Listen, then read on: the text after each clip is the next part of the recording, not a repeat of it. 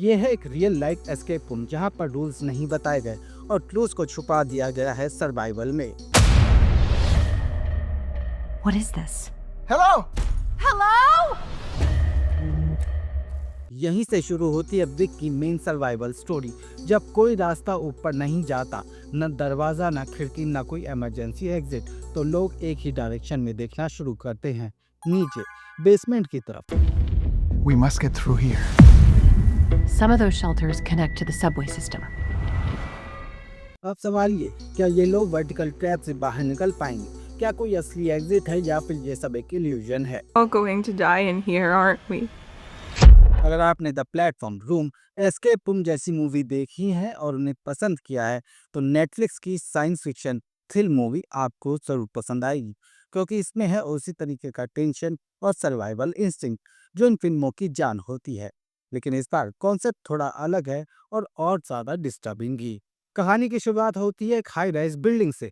ऊपर से देखने में लगता है सब कुछ नॉर्मल, कई फैमिलीज इस बिल्डिंग में पीसफुली रहती हैं। लेकिन एक रात सब कुछ बदल जाता है। एक कपल के बीच लड़ाई होती है।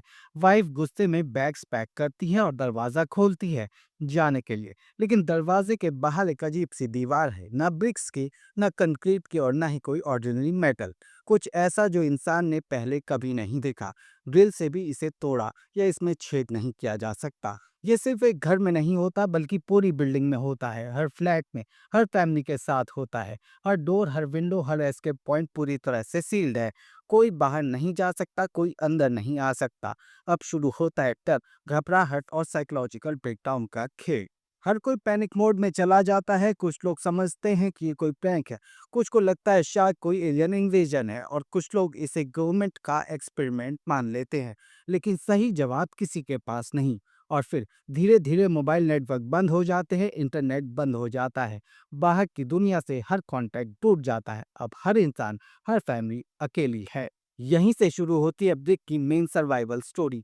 जब कोई रास्ता ऊपर नहीं जाता, न दरवाजा, न खिड़की, न कोई इमरजेंसी एग्जिट, तो लोग एक ही डायरेक्शन में देखना शुरू करते हैं, नीचे, बेसमेंट की तरफ, ग्राउंड फ्लोर की तरफ, जिसके बाद शुरू होता है खुदाई का सिलसिला, फ्लोर बाय फ्लोर नीचे जाने का सफर। कई फ्लोर्स तोड़े जाते हैं, कुछ लोग साथ आते हैं, कुछ अलग हो जाते हैं, कुछ हिंसक हो जाते हैं, कुछ डर के मारे चुप हो जाते हैं, और कुछ में जागता है सर्वाइवल इंस्टिंक्ट। अब ये सिर्फ एस्केप नहीं, ये बन चुका है ह्यूमन एक्सपेरिमेंट।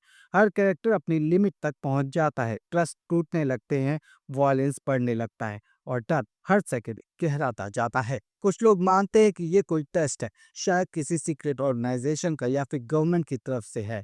शायद ये लैब एक्सपेरिमेंट में है, जहां पर ये लोग बन चुके हैं गिनी पिग्स। ये है एक रियल लाइफ एस्केप रूम जहां पर रूल्स नहीं बताए गए और क्लूज को छुपा दिया गया है सर्वाइवल में। ब्रिक की खास बात यह है कि ये पूरी मूवी वर्टिकल स्पेस में बनी है। जैसे प्लेटफॉर्म में हमने ऊपर से नीचे की लेयर देखी थी, वैसे ही यहाँ भी हर फ्लोर पर एक नई रियलिटी है। हर लेवल पर नए कैरेक्टर हैं, नई मुश्किलें और नए डर मिलते हैं। सिनेमेटोग्राफी इंटेंस और डार्क है।